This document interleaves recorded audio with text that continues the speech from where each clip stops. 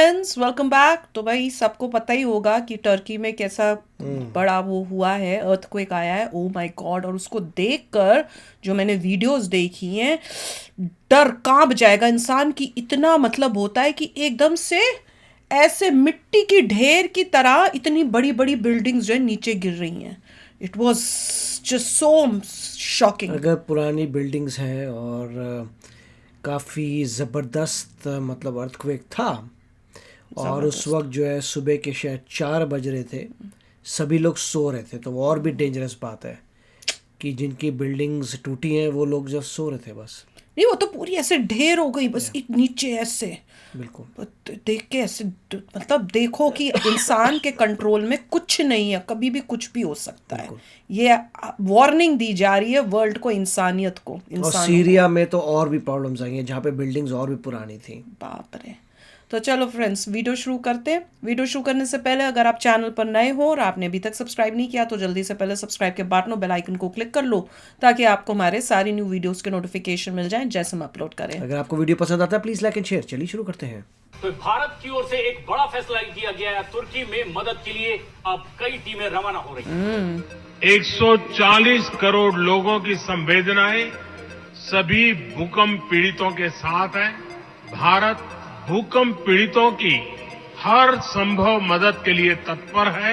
मुझे समझ नहीं आती कि क्यों बचपन से हमें ये चीज़ बताई गई है कि वो आपको दुश्मन है, हालांकि हमारी लैंग्वेज सेम है, मोस्टली हमारा कल्चर सेम है, ठीक है। तो अगर हम उनसे जितना बेनिफिट हम उठाना चाहें तो उठा सकते हैं, लेकिन ये समझ नहीं आती कि क्या किया जा रहा है और क्या रीज़न है कि बस दुश्मन बताया गया और बंद कर दें सब। बांग्लादेश ने अच्छा किया, हमसे अलग हो गए जल्दी। वो हम पाकिस्तान से जान छुड़ाने के बाद देखें उनकी इकोनॉमी कहाँ पहुंची। तुर्की होके आया हूँ और मैंने उन भाइयों को कहा जब मैं आया हूँ तो आप समझेंगे शायद ये मांगने आया है। मैं मांगने नहीं आया, लेकिन मजबूरी है। उसके साथ साथ ये पाकिस्तान को कैसे चलाएंगे, ये ट्रेड ओपन कर रहे हैं भारत के साथ के नहीं कर रहे हैं, या आज भी कश्मीर का गाना गा अभी रहे भी हैं। कश्मीर हुकूमत के है। लिए आईएमएफ की सबसे कड़ी शर्त यह है कि कर्ज प्रोग्राम की बहाली उसी सूरत होगी जब तमाम सियासी जमातें कर्ज प्रोग्राम से मुतालिक हम आहंगी की जमानत दें। इंडिया जो है ना 5वीं बड़ी इकोनॉमी के हिसाब से बड़ी पावर बन चुका है। इलेक्ट्रिक कार्स बना रहे हैं, हमने चिंगची बनाया हुआ है। वो भी हमने नहीं बनाया, आपकी करेक्शन कर दूं, चाइना से बन के आते हैं। आलमी सतह पर भी बहुत ज्यादा अफसोस का इजहार किया जा रहा है और इमदाद का सिलसिला भी शुरू कर दिया गया है। हेलो फ्रेंड्स, जय हिंद। हिंदुस्तान स्पेशल में आपका स्वागत है दोस्तों।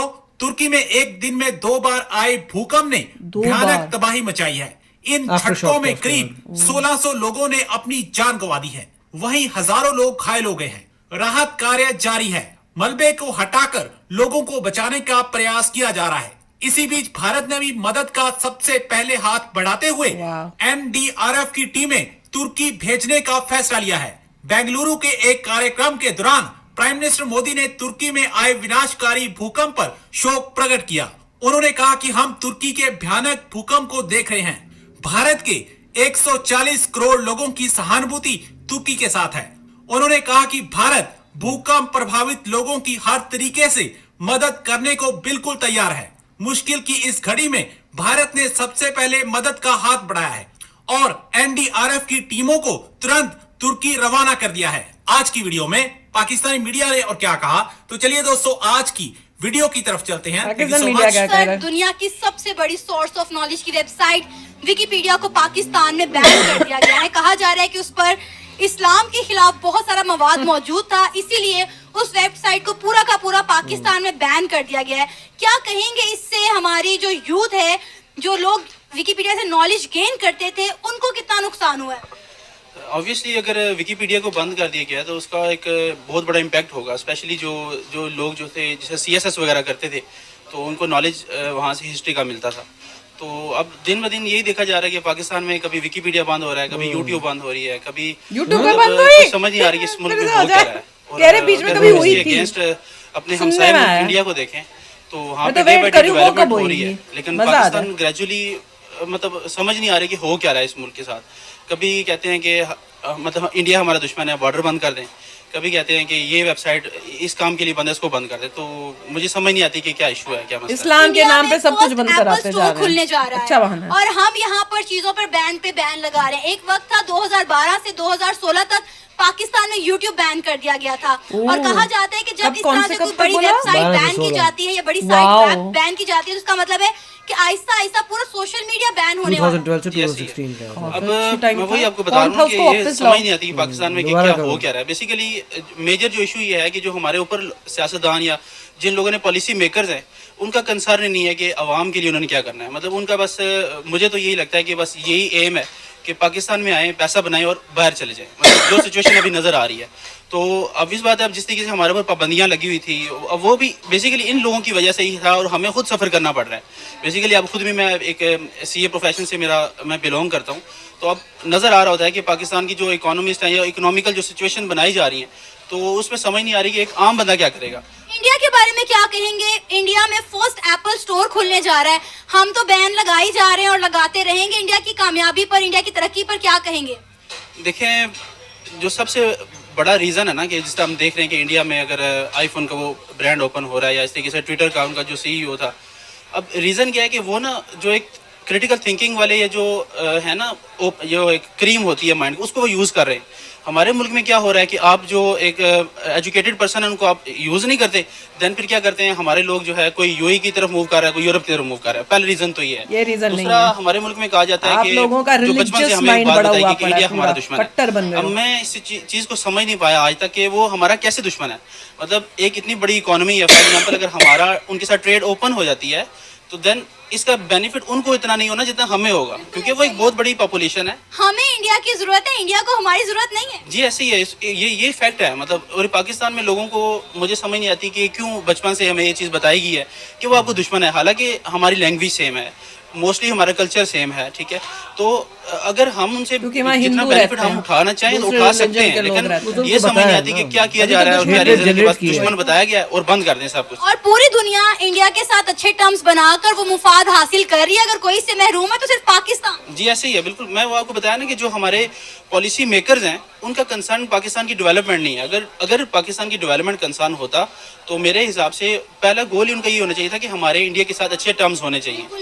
तो और जब कभी इंडिया के साथ ताल्लुकात अच्छे करने की कोशिश की गई, मसला कश्मीर पर लाकर तमाम मसला वहीं पर दबा दिया। जी ऐसे ही है, और ये ऐसा मसला है कि कभी हल में नहीं होना। पाकिस्तान को जब सऊदीया से एड मिलती है तो हम काला बुर्का पहन लेते हैं, जब यूएस से एड मिलती है तो हम मॉडर्न हो जाते हैं। कभी हमारा दिल करता है कि हम तुर्की को फॉलो करें। आखिर हमारी अपनी आइडेंटिटी है या नहीं है, और कैसे हम अपनी आइडेंटिटी को फॉलो कर सकते हैं, इस हवाले से पाकिस्तान की पब्लिक से बात करेंगे। और जो मेरी पर्सनल ओपिनियन है वो मैं आपको बताऊंगा वीडियो के लास्ट में। चलते हैं वीडियो की तरफ और मिलते हैं वीडियो के बाद। अस्सलाम वालेकुम। जी वालेकुम सलाम। आपका नाम? जी इरफान कैसरानी। क्या करते हैं?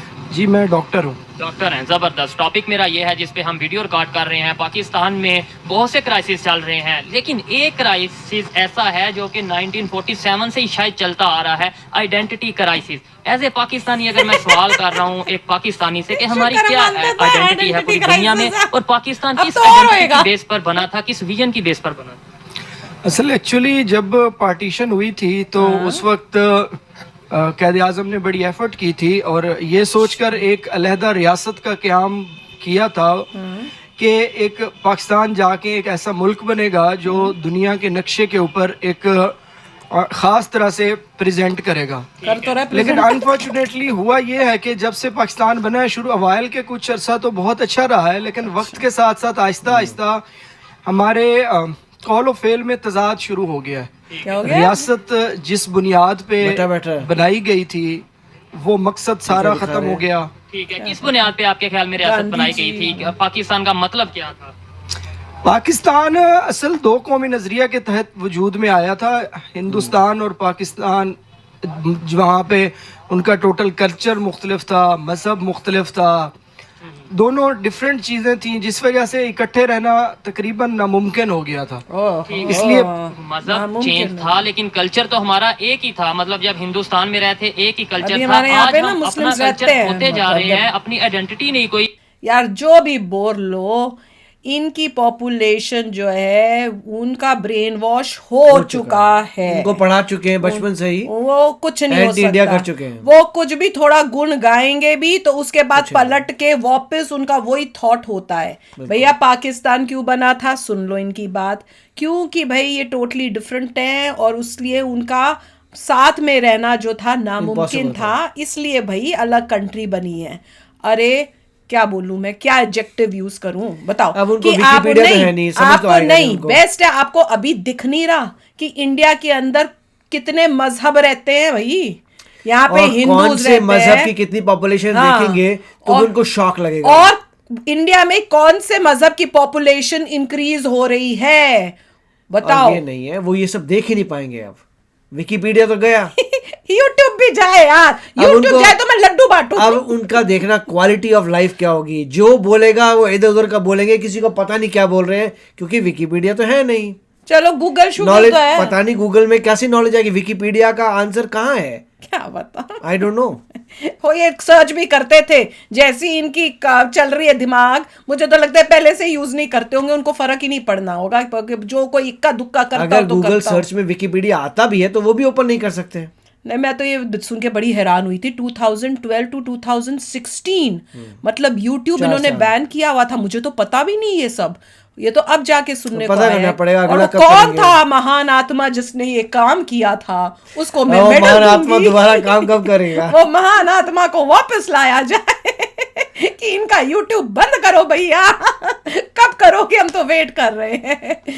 नहीं, पर वैसे उनके लिए बहुत अच्छा है, अगर उनके लोग गवर्नमेंट वाले सुन रहे हैं ना मेरी बात, तो मैं उनको बहुत बड़ा सजेशन दूंगी कि अगर आप अपनी कंट्री को स्टेबल रखना चाहते हो ना, तो आप जरूर YouTube बैन करो, क्योंकि YouTube से उनको आइडेंटिटी क्राइसिस हो रही है। उनको अब ऐसे लगने लगे कि वो इंडियंस हैं, पाकिस्तानी नहीं है। पाकिस्तानी रिएक्शन चैनल जाकर देख लो, वो इतने खुश होते हैं इंडिया की चीजें देख के, और पाकिस्तान की चीजों पे जब मजाक उड़ता है, उनकी बेइज्जती होती है, वो बड़ा ही करके देखते हैं।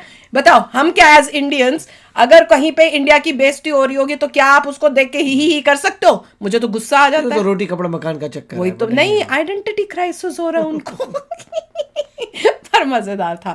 But India has done really fantastic कि वो टर्की जो इंडिया के अगेंस्ट है, इस उनकी इतनी बड़ी जो हुई है, उस मुसीबत के टाइम भी जो है इंडिया ने ये सबसे पहले इंडिया ह्यूमैनिटी को देख हमेशा करते हैं हम ये कि ह्यूमन कैलामिटी है, नेचुरल कैलामिटी है, जैसे ह्यूमन क्राइसिस हुआ है तो जो है इंडिया हमेशा हेल्प करता है। और हमेशा जिसकी भी हेल्प करता है वो फिर भी सुधरते नहीं है, ये तो हिस्ट्री ने दिखाया हुआ है। और पर फिर हम फिर भी हेल्प करते हैं, ये हमारी ग्रेटनेस है।